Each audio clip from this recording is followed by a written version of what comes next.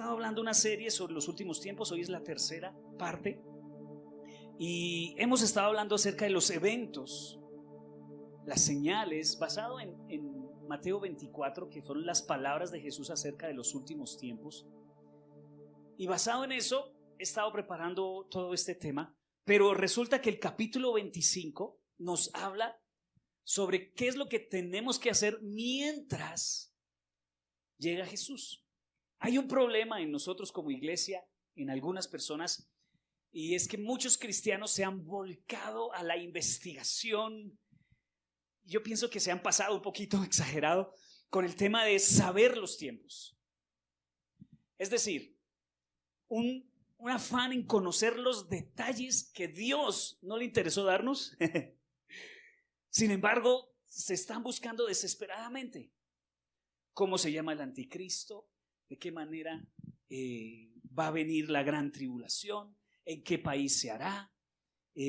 ¿Cómo será la marca del 666? ¿Será una señal visible en la frente? ¿Es simbólico? Muchas cosas se hablan y hay personas que pasan mucho tiempo en eso. Aquí en la iglesia no nos pasamos mucho tiempo en eso, pero hay que hablarlo regularmente. Pero creo que lo que más quiere el Señor que pasemos nosotros tiempo es en prepararnos para que si Él viene hoy, estemos listos. Eso es lo único que importa. ¿Qué importa saber todo? Conocer exactamente los detalles y que Jesús venga y no te vayas con Él. Eso sí es duro, ¿no? No, pero yo lo sabía todo. No te conozco. Porque no gastamos nuestro tiempo en lo importante, en prepararnos. Y el capítulo 24 y el 25 sobre todo nos habla de lo que Jesús espera de que nosotros hagamos mientras. Por eso puse a la palabra de hoy, y mientras tanto, ¿qué? Mientras Jesús viene, ¿qué? Y vamos a estudiar 3 parábolas que están en el capítulo 24 y 25 de Mateo, que están conectadas con lo que Jesús está hablando de los últimos tiempos. Hay personas que las desconectan. No, están conectadas y quiero que las veamos hoy rápidamente. 3 parábolas. Jesús acaba de salir del templo, ¿recuerdan? Y los discípulos le dijeron: uy, Señor, qué templo tan espectacular, mira esas piedras. Y Jesús les dice: no va a quedar piedra sobre piedra, y luego arranca a dar explicaciones de todo lo que son los últimos tiempos, y él profetiza que eso será destruido, y en el 70 fue destruido el templo y todo Jerusalén. Y los discípulos quedaron asombrados con esta predicción y dijeron: Señor, ¿y cuándo vuelves? ¿Cuándo es el final de todas estas cosas? Y Jesús empieza a hablar de guerras, de rumores de guerras, de terremotos, de hambres, de persecución a los creyentes, de que muchos, el amor de muchos se enfriará, de que muchos creyentes se apartarán de Dios. ¿Cierto? Lo vimos la semana pasada. Y después del capítulo, cuando empieza a terminar el 24 y comienza el 25, Jesús cuenta estas 3 parábolas que todas tienen que ver con la preparación que Jesús espera de la iglesia. Y yo creo que ahí es a lo que le debemos dar importancia. No importa lo que salga en las noticias, no importa que el presidente diga que rompe relaciones con Israel, no importa que los de Hamas tengan bombas listas para tirarlas a Israel, no importa eso. Importa es que tú y yo estemos preparados. Y hay varias cosas en estas 3 parábolas que son muy comunes, ¿no? La primera parábola, o cada una de estas parábolas más bien, en ellas hay un señor, hay un amo que está ausente. En cada una de estas 3 parábolas hay personas que reciben algunas responsabilidades para realizarlas mientras que el Señor o el amo está ausente. Y en cada una de estas 3 parábolas que vamos a ver, cuando regresa el amo, hay consecuencias, recompensas para el que usó bien lo que se le entregó y castigo para el que no usó bien lo que se entregó. Recompensas para el que está preparado y castigo para el que no está preparado, para cuando el amo regrese. Por supuesto que estas 3 parábolas están refiriéndose a ese amo que es Jesús, que se fue muy lejos y que en cualquier momento regresará. Entonces, la primera parábola nos va a hablar sobre la responsabilidad que tenemos con las personas de la iglesia. Por eso les pedí ahorita que se dieran un abracito todos. Porque cuando venga el Señor va a llamar a cuentas por nuestras relaciones dentro de la iglesia. La segunda parábola es sobre la responsabilidad que tenemos con nuestra relación con Dios. Y la tercera parábola habla sobre nuestra responsabilidad con el mundo no creyente, de llevar influencia de reino a través de dones, de los recursos que Él nos ha confiado a nosotros. Entonces vamos rápidamente a entrar a estas tres parábolas. Prometo no demorarme mucho en cada una. Pastor, 3 parábolas. Todo eso, espero que no se haga largo para ti, pero espero que entiendas estos 3 puntos. Este es el primero, escríbalo por favor. Nuestra responsabilidad con los miembros de la iglesia. Y vamos a leer una parábola que el Señor espera que nosotros obedezcamos. Está en Mateo 24, 44 al 51. Dice: por eso también ustedes deben estar preparados, porque el Hijo del Hombre vendrá. ¿Cuándo? Cuando menos lo espere. ¿Quién es el siervo fiel y prudente a quien su Señor ha dejado encargado de los sirvientes para darles la comida a su debido tiempo? Dichoso el siervo cuando su Señor, al regresar, lo encuentra cumpliendo con su deber. Les aseguro que lo pondrá a cargo de todos sus bienes. Pero, ¿qué tal si ese siervo malo se pone a pensar: mi Señor se está demorando? Y luego comienza a golpear a sus compañeros y a comer y a beber con los borrachos. Acá hay 2 conductas de este siervo, el cual el Señor le dejó encargado otros siervos. Una conducta es ¿cuál? Golpear a sus compañeros. Y la otra conducta es comer y beber con los borrachos. Es decir, una persona al que se le encargó cuidar a las personas, a sus hermanos, parece que no las cuida, las maltrata y que también se combina con las personas del mundo. El día en que el siervo menos lo espere y a la hora menos pensada, el Señor volverá, lo castigará severamente y le pondrá la condena que reciben los hipócritas, y habrá llanto y rechinar de dientes. Esta parábola nos habla sobre el comportamiento en la iglesia. Y no me refiero al comportamiento dentro del establecimiento, porque algunos piensan que entran a la iglesia y luego salen y quité esa carga encima, y luego entran el domingo siguiente y no hable duro, no coma, no mastique chicle en la iglesia, no se ponga cachucha, quítese el sombrero. Algunos han pensado que ese comportamiento. No. Cuando hablo de comportamiento, es el comportamiento en las relaciones con otros siervos de Dios, o sea, con las personas que están sentadas al lado tuyo. Una de las preparaciones que debemos tener antes de su venida es tener buenas relaciones con las personas de la iglesia. Esta parábola es sobre un buen comportamiento en su propia casa, o más bien la responsabilidad que tenemos con otros miembros de la iglesia. Gálatas 6:10 dice: por lo tanto, siempre que tengamos la oportunidad, hagamos bien a todos y en especial a los miembros, a los de la familia de la fe. ¿Con quién hay que ser bueno? Pero especialmente ¿con quién? Con los que están aquí alrededor suyos, con los que no vinieron hoy porque estaban trabajando o estaban enfermos, pero vendrán el próximo fin de semana, con los que están conectados por Facebook y por YouTube en esta mañana. Con ellos tenemos que portarnos bien. Yo no sé por qué tiene el Señor que decirnos eso. Parecería lógico, ¿cierto? Pero el Señor lo primero que hace, no dice que ustedes tienen que ir a ser discípulos. Lo primero que hace no dice que nosotros tenemos que hacer grandes obras y construir grandes templos. No, lo primero que dice el Señor es: llévate bien con tus hermanos. Llévate bien con tus hermanos. 1 Timoteo 3, 14, 15 dice: espero ir pronto a verte. Está diciéndole Pablo a Timoteo. Pero te escribo esto para que, si me retraso, sepas cómo debe portarse uno en la familia de Dios. Miren que dicen no cómo comportarse en el templo, no, cómo comportarse uno en la familia de Dios, que es la iglesia del Dios viviente, la cual sostiene y defiende la verdad. Nosotros como iglesia sostenemos y defendemos la verdad.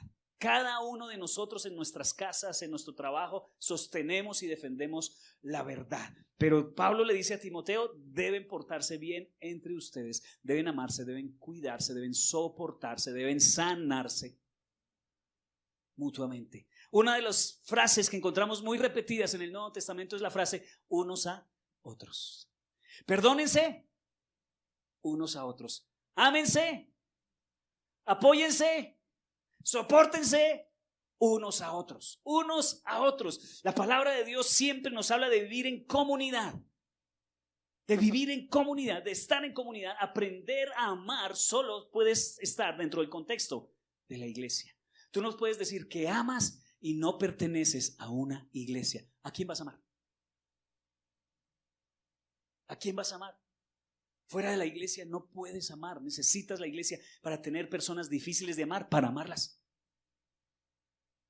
Tremendo. En esta parábola, mientras el Señor retrasa su venida, este siervo decide volverse abusivo con sus compañeros. Dice que los maltrató, los golpeó y dice que también se dice a sí mismo, yo tengo tiempo de arrepentirme. Dice este hombre, como que mi amo se demora, entonces hagamos lo que quiera.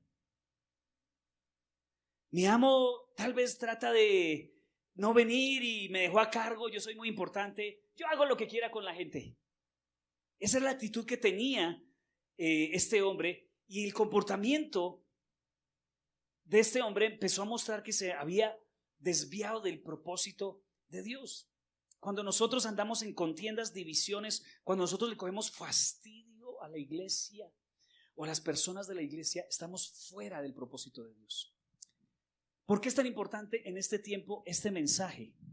Porque Satanás ha emprendido una guerra, tal vez no violenta, contra la iglesia. Yo recuerdo cuando pequeño mi padre me llevaba a la iglesia e íbamos con miedo porque nos rompían los vidrios de la iglesia. A veces entraban borrachos a pegarle al pastor. Yo recuerdo que muchas veces tocaba poner un gorila en la puerta para cuidar que vinieran personas a hacerle daño al pastor de la iglesia, porque había odio y ese odio se manifestaba con violencia.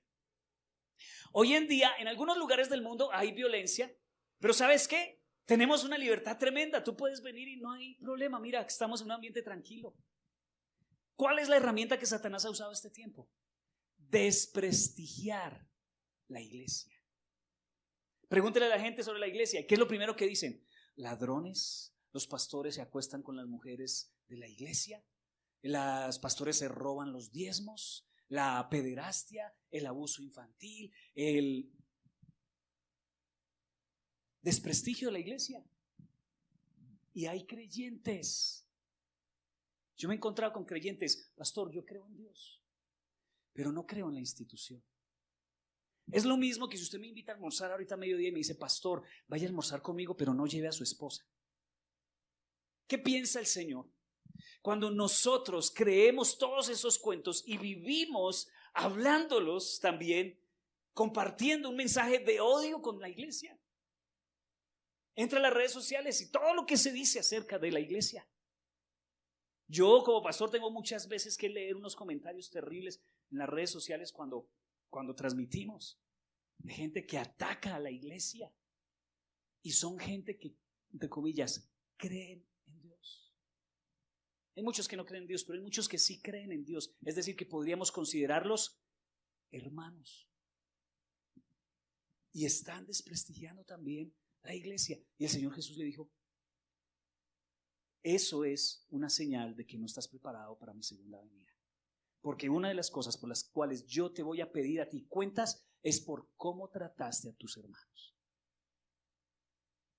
Cómo trataste a las personas que yo te di, con las que vas a vivir la eternidad. Es que tú y yo nos tenemos que ver en la eternidad. Por eso les digo, desde ya aguántenme.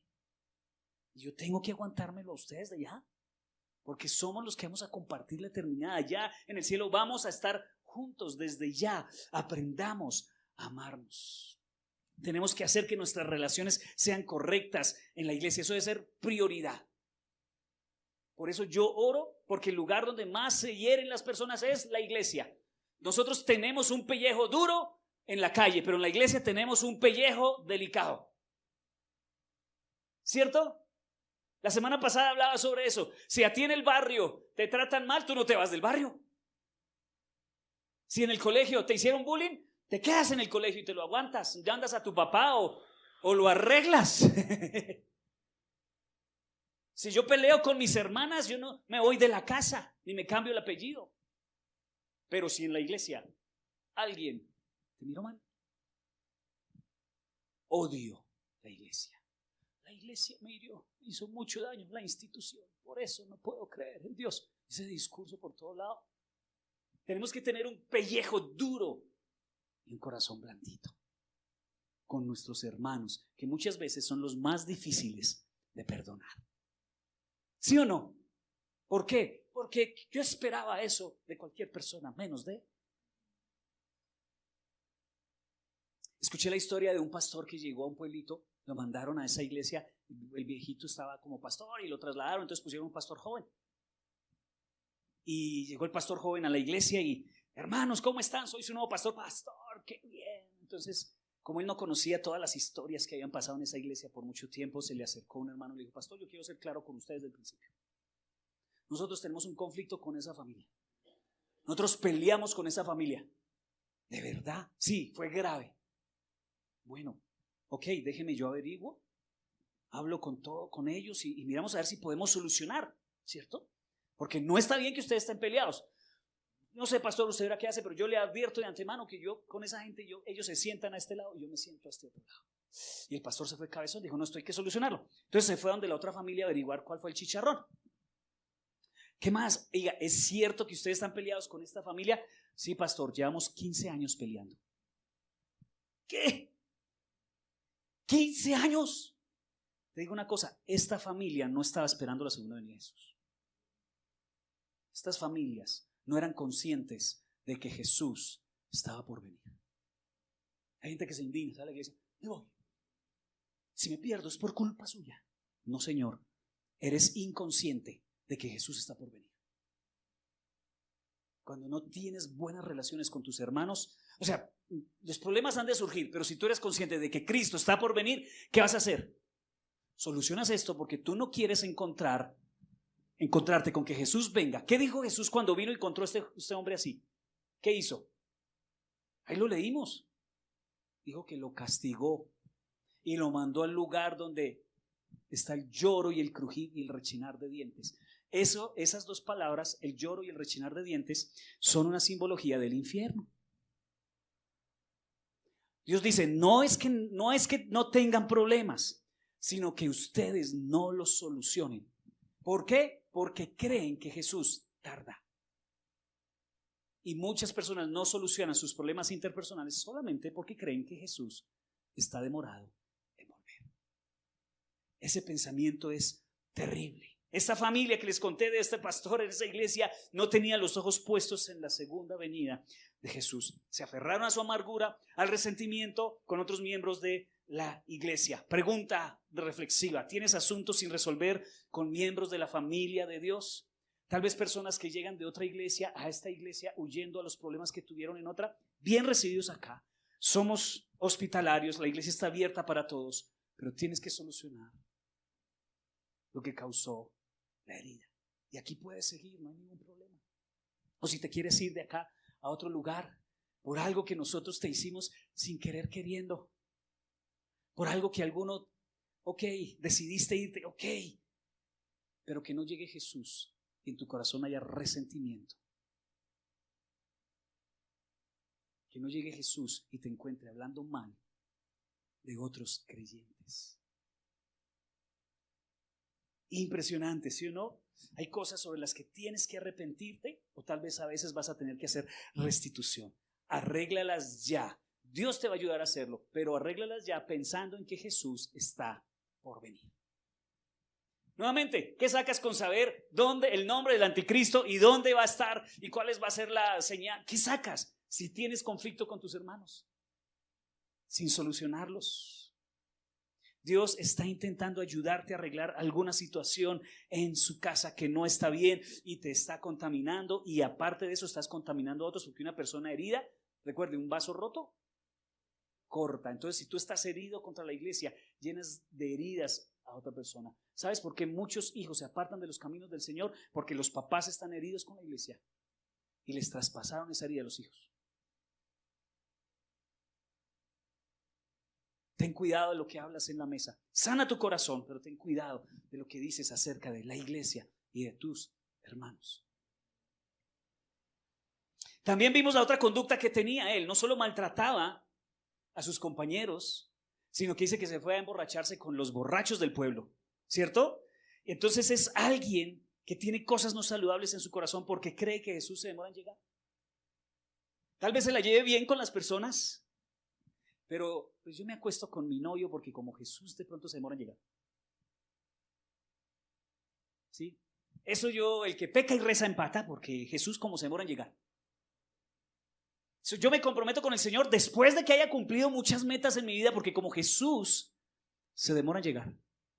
Y hay personas que tienen ese pensamiento que Jesús se demora en llegar, entonces no me comprometo todavía, no me bautizo todavía, no me caso todavía, no pongo orden en mi vida desordenada, porque Jesús tarda en llegar. Tenía este hombre un comportamiento peligroso.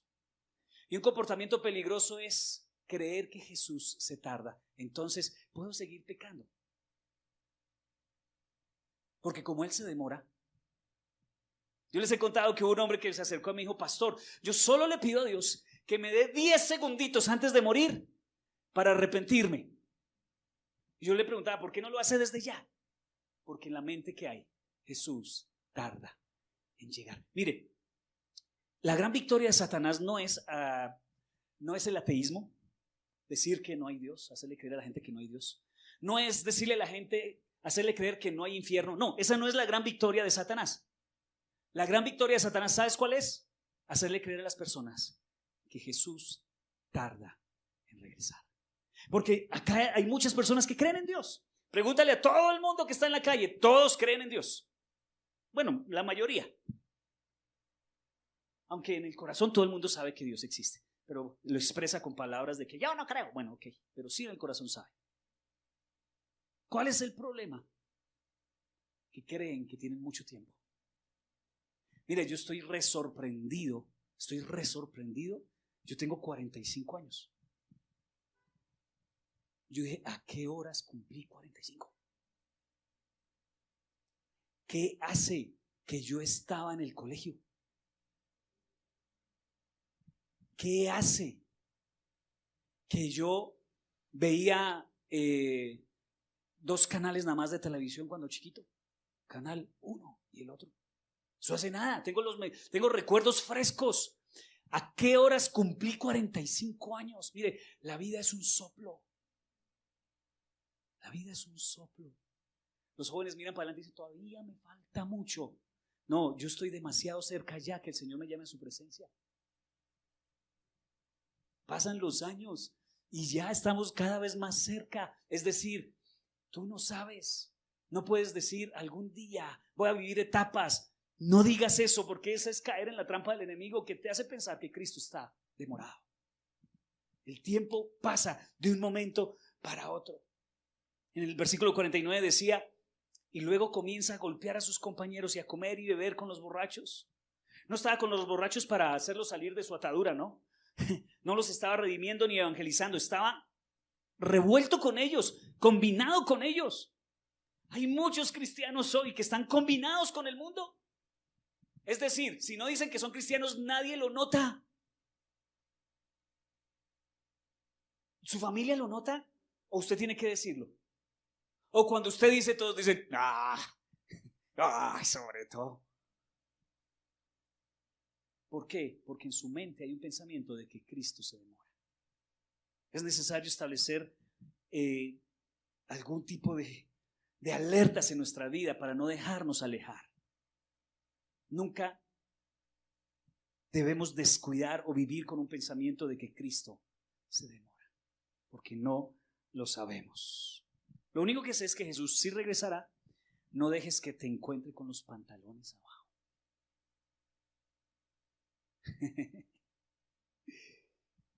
Tremendo. Esa es la primera parábola.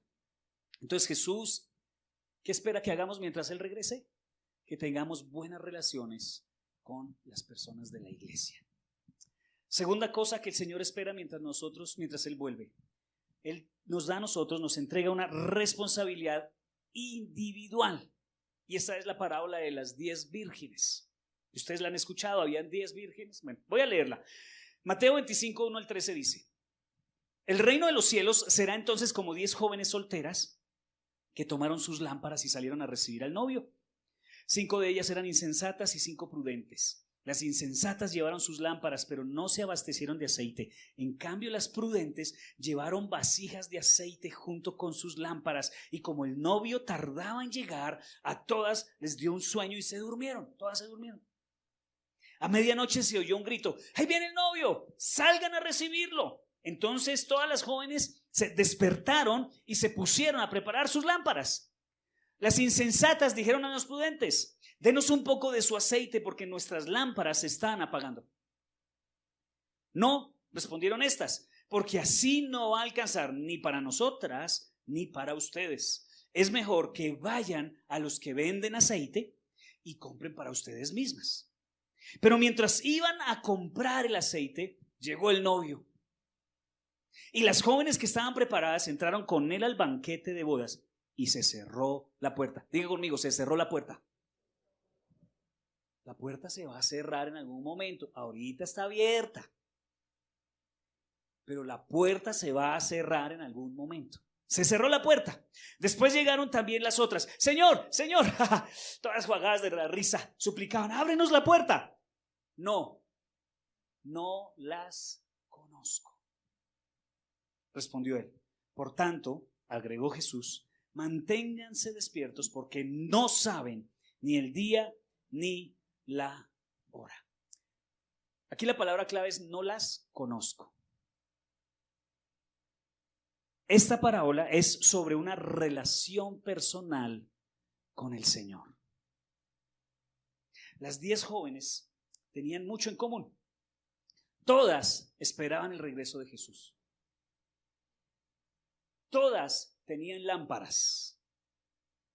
Todas salieron a recibirla. La única diferencia es que algunas tenían aceite y otras no. 5 tenían aceite de reserva y 5 no. En toda la Biblia, el aceite hace referencia al Espíritu Santo de Dios. Siempre representa su obra en nosotros, representa esa luz. Todos somos una lámpara que necesitamos el aceite del Espíritu Santo. Eso es lo que significa nuestra salvación, ¿no? Las 5 insensatas, ¿cuál era el problema de ellas? Que no tenían aceite en sus lámparas. Cuando tú eres salvo, recibes aceite, es decir, el Espíritu Santo entra a vivir a tu corazón y llena tu lámpara de aceite, ¿cierto? Eso es lo que se conoce como nacer de nuevo o convertirse a Jesús o ser una nueva criatura. Entonces recibimos a Jesús, somos llenos de aceite, nuestra vida es llena de aceite. Pablo lo llamó ser regenerado, ser una nueva criatura. Podemos llamarlo poner aceite en nuestra lámpara. Cuando nosotros conocemos a Jesús y tenemos una relación personal con Él, estamos echándole aceite a nuestra lámpara. Cuando tú dejas tu relación con Dios a venir de vez en cuando un domingo, a esperar que otro ore por ti, a esconder tu Biblia y guardarla por allá en un lugar que si tú vas y la buscas no sabes dónde está, esa lámpara se está quedando sin aceite. Es más, tú puedes participar en todos los ritos, las ceremonias y las cosas que se hacen en la iglesia, pero sin aceite eso no sirve de nada. Como las insensatas hicieron todo lo que las prudentes hicieron, participaron en todo lo que tenían que participar, vinieron el domingo, oraron, cantaron las canciones de la iglesia, trajeron a sus hijos a la iglesia, como dice el pastor que hay que traerlos, leyeron la Biblia, asistieron a oración en casa, toda la semana en la transmisión en YouTube y en Facebook, pero sin aceite. No tiene sentido. recuerde que hacer cosas cristianas no nos hacen cristianos. Yo conozco gente que manda una cadena de prosperidad y le pone una canción de un cantante cristiano ahí debajo. He visto cosas del Zodiaco con canciones cristianas de fondo. ¿De verdad? ¿Y eso te hace salvo? ¿Eso significa que tu lámpara esté llena? Dice 2 Timoteo 3:5, actuarán como religiosos, pero rechazarán el único poder capaz de hacerlos obedientes a Dios. Aléjate de esa clase de individuos, aléjate de personas que aparentan espiritualidad, pero tienen la lámpara vacía.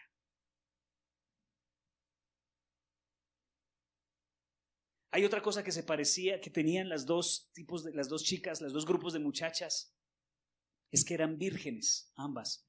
Es decir, se habían mantenido moralmente puras. Se habían guardado para el novio, ¿cierto? ¿Qué significa eso? Que las buenas obras no son aceite. Hay personas que creen que que llenan sus lámparas de buenas obras. Yo doy mercados a los pobres, yo doy para la batería que están comprando en la iglesia, yo hago cosas como darle alimento a los necesitados.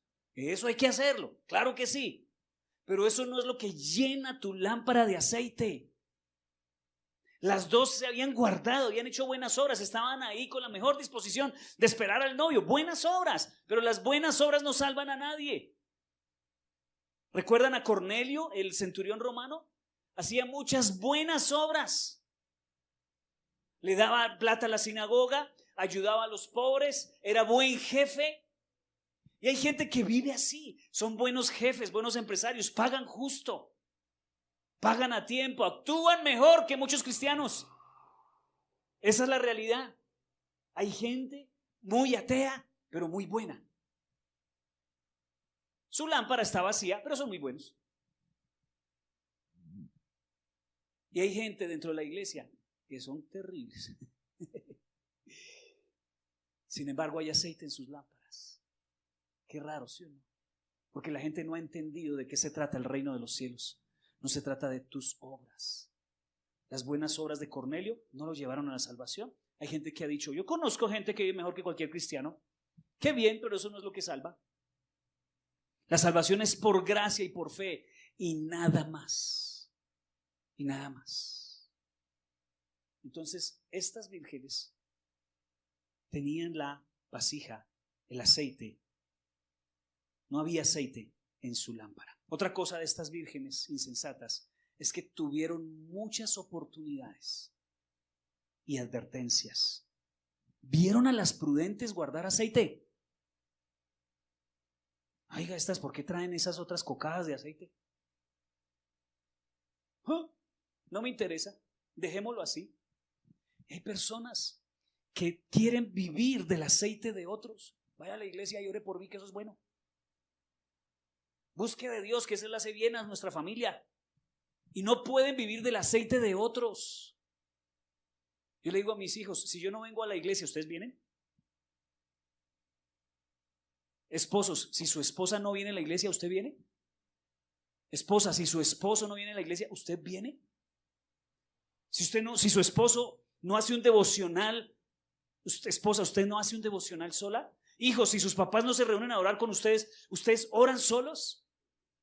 Muchas personas viven de la devoción de otros, del aceite de otros. ¿Y qué dijeron las vírgenes sensatas? No les podemos dar de nuestro aceite. Vayan ustedes y compran, porque la salvación es personal. Tuvieron tiempo de llenar sus propias lámparas, pero ¿qué pensaron ellas? El novio se tarda.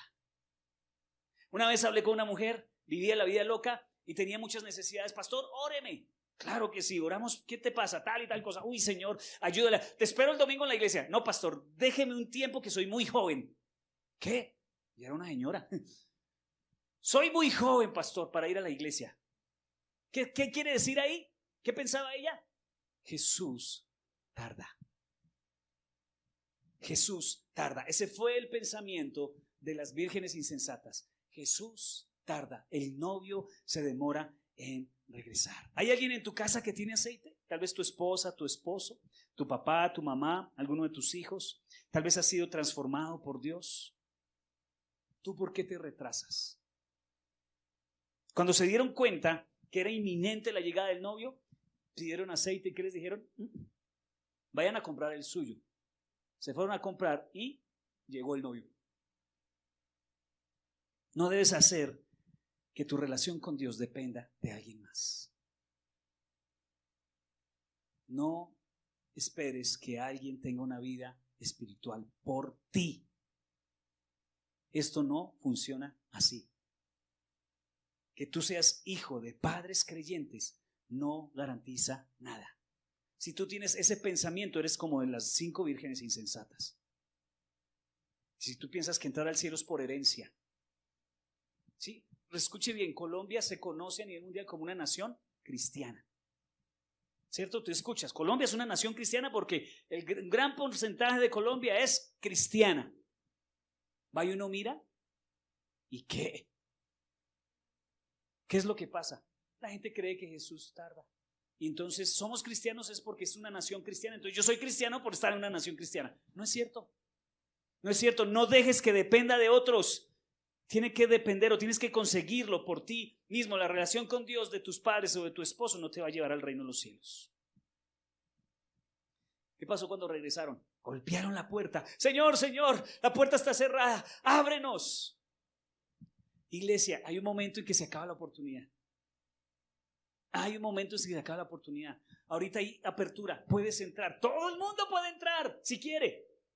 Pero vendrá el tiempo y la puerta de oportunidad se va a cerrar para siempre.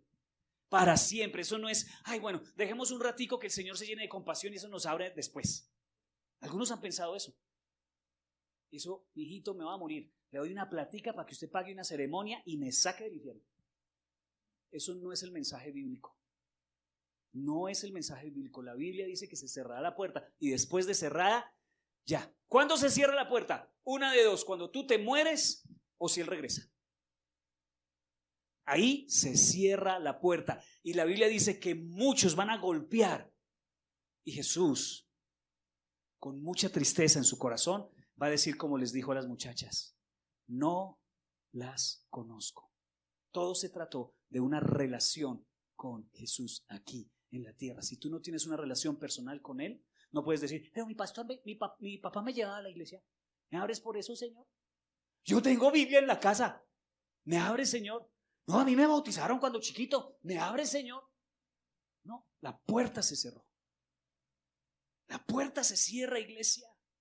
Jesús volverá pronto y aquellos que lo conocen les será revelado Él. Y aquellos que solo tienen una apariencia religiosa y no lo conocen, lo único que van a escuchar es: no los conozco. ¿Qué prefieres escuchar? Bien, buen siervo y fiel, sobre poco fuiste fiel, entra en el gozo del Señor, o no te conozco. ¿Cuál de las dos quieres oír? La primera, ¿sí? ¿Se imagina que Dios nos diga no te conozco? Oh, Dios. Juan 17:13 dice: y la manera de tener vida eterna es conocerte a ti, el único Dios verdadero, y a Jesucristo, a quien tú enviaste a la tierra. Mire que no dice hacer obras, ser buen papá, ser buena mamá, darle mercado a los pobres. No, la única manera de tener vida eterna es conocerte a ti, el único Dios verdadero, y a Jesucristo, a quien tú enviaste a la tierra. Por eso me alegra que esta vida no sea de ceremonias y ritos, porque soy muy malo para eso. Esta vida se trata de una relación con Jesús. Si tú tienes una relación con Jesús, te espera el cielo. Si no, no. Si hay aceite en tu lámpara. Entonces esa es nuestra responsabilidad, buscar una relación con Jesús. Y la tercera parábola. ¿Sí? ¿Les dije que iba a ser rápido? Muchos dicen, ¿rápido? Nuestra responsabilidad con el mundo, la tercera parábola. Esa está en Mateo 25, 14 al 30. Presta atención porque la lectura habla por sí sola. La Biblia habla por sí sola. El reino de los cielos será también como un hombre que al emprender un viaje llamó a sus siervos y les encargó sus bienes. A uno le dio 5,000 monedas de oro, a otro 2,000 y a otro solo 1,000. A cada uno según su capacidad. Luego se fue de viaje.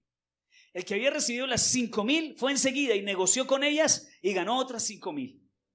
Asimismo, el que recibió 2,000 ganó otras 2,000, pero el que había recibido 1,000 fue, cavó un hoyo en la tierra y escondió el dinero de su señor.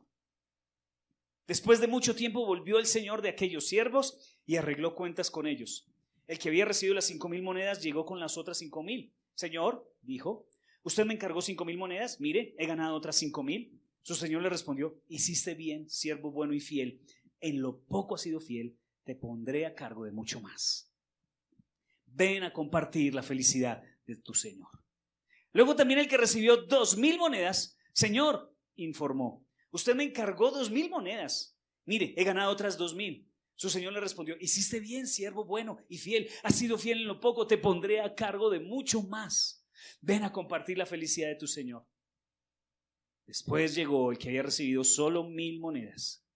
Señor, explicó, yo sabía que usted es un hombre duro, que cosecha donde no ha sembrado y recoge donde no ha esparcido. ¿Usted dónde sacó eso? ¿Quién sabe qué se imaginó este man? Pero bueno, así que tuve miedo y fui y escondí su dinero. O sea, en pocas palabras, es por tu culpa que yo no produje, Señor. Es por tu culpa. Así que tuve miedo y fui y escondí su dinero en la tierra. Mire, aquí tiene lo suyo. Como la actitud, ¿no? Pero su señor le contestó, siervo malo y perezoso. Así que sabías que cosecho donde no he sembrado y recojo donde no he esparcido. Pues debías haber depositado mi dinero en el banco para que a mi regreso lo hubiera recibido con intereses. Quítenle las 1,000 monedas y désenlas al que tiene las 10,000. Quedó con 11,000, ¿no? Porque a todo el que tiene se le dará más y tendrán abundancia, pero el que no tiene se le quitará hasta lo que tiene. Y a ese siervo inútil échenlo fuera a la oscuridad donde habrá llanto y rechinar de dientes. Tiene que ver estas parábolas con nuestra responsabilidad con las personas que no conocen a Dios. Es decir, si nosotros estamos usando los recursos que Dios nos dio para que el reino de los cielos se extienda. Este dinero representa recursos, influencia, capacidades, dones. Y Dios le dio a cada uno de nosotros conforme a su capacidad.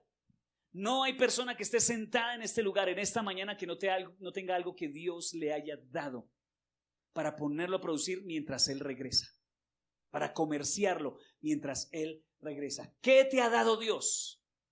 Es la pregunta que tú y yo tenemos que hacernos. ¿Qué es lo que Dios te dio? Ay, no, a mí no me ha dado nada. No es cierto. Puede que sea poco comparado con otros, pero sí te ha entregado algo. Cualquier cosa te ha dado. A menos tienes dedos de los pies.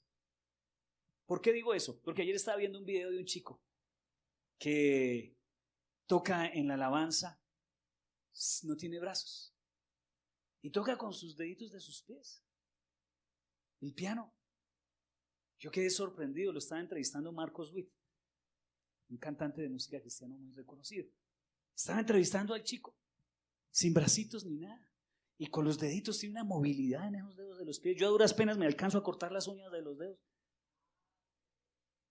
Y ese muchacho mueve esos dedos como si fueran una mano. Dice, no podré tener brazos, pero tengo que hacer algo con lo que sí tengo. Y muchos completicos. Ay, Dios no me ha dado nada. Si tuviera la plata que tiene esa persona, si tuviera. Esos son un grupo, los que dicen que no han recibido nada. Y hay otro grupo que ha recibido mucho y no gasta un poquitico de esa energía, de ese tiempo, de esa sabiduría para extender el reino de los cielos. Sus empresas les absorben todo, lo entregan todo a su empresa. Y está bien, porque hay que mantener la familia, no lo dudes. Pero la iglesia, el reino de los cielos no se ha beneficiado de tus dones. ¿Qué pasa, iglesia? Con tantas necesidades, con tantas cosas que pudiéramos hacer y no inviertes nada de lo que Dios te ha dado. Tienes que invertir todos los dones que Dios te ha dado y ponerlos al servicio de Dios. para que el reino de los cielos se extienda. Porque ¿qué ganas con salvar, con qué sacas con ganar el mundo entero si pierdes tu alma? ¿Qué sacas con tener todas las casas, que tus hijos coman muy bien, vistan excelente, si el reino de los cielos no se extiende? La vida terrenal es muy corta. Dios me ha dado ciertas habilidades y nos da la oportunidad de usarlas para el reino de los cielos. La influencia, ¿cómo puedo ser fiel a Dios con lo que Dios te ha dado? ¿Qué te ha dado Dios? Si no te ha dado dinero, ¿qué te ha dado Dios? Si no te ha dado belleza, ¿qué te ha dado Dios? Algo te ha dado. Analízalo, porque Dios va a venir a pedirte cuentas por lo que te dio. Cuando llegue el Señor Jesús y nos llame a todos a su presencia, va a decir dos preguntas. ¿Qué hiciste con mi hijo Jesús? Y la segunda pregunta es, ¿qué hiciste con lo que te di? ¿Qué hiciste con lo que te di? Si ese tipo que no hizo nada con los recursos hubiera hecho algo con los recursos, hubiera ganado el doble, ¿cierto? Y se hubiera aumentado su capacidad. ¿Qué es lo que Dios está diciendo? Usa lo que tienes donde sea que estés para su reino. Deja de estar anhelando los dones de otros. Deja de estar anhelando las capacidades de otros. Deja de estar anhelando los talentos que otros han recibido. Y usa los tuyos. Algo tienes. El hecho es que un día el Señor volverá y nosotros somos sus mayordomos y Él nos preguntará a cada uno de nosotros qué hicimos con sus bienes. ¿Sabes cuál es el problema con nosotros? Que nosotros no hemos entendido que son bienes de Dios, sino creemos que son nuestros bienes. ¿Tú crees que esa habilidad de hacer negocios te pertenece?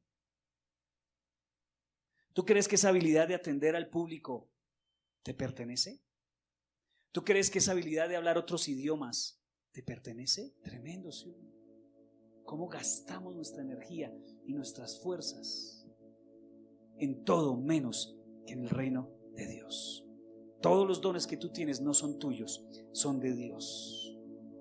Tenemos que usarlos para la extensión del reino de los cielos. No estoy diciendo que solo sea para eso y que no trabajes y que no. Úsalos para el sustento de tu casa.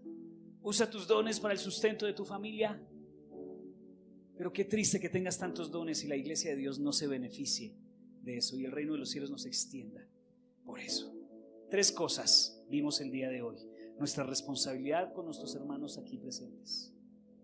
Nuestra responsabilidad con nuestra relación personal con Dios.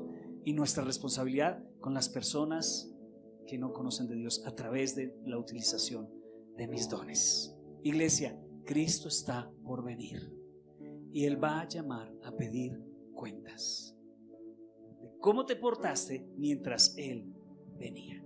Si el Señor llega ahorita, ¿tienes buenas cuentas para reportar? No lo sé. Yo solo te invito hoy a que salgas de este lugar y pongas en orden tus cuentas, porque se viene una auditoría.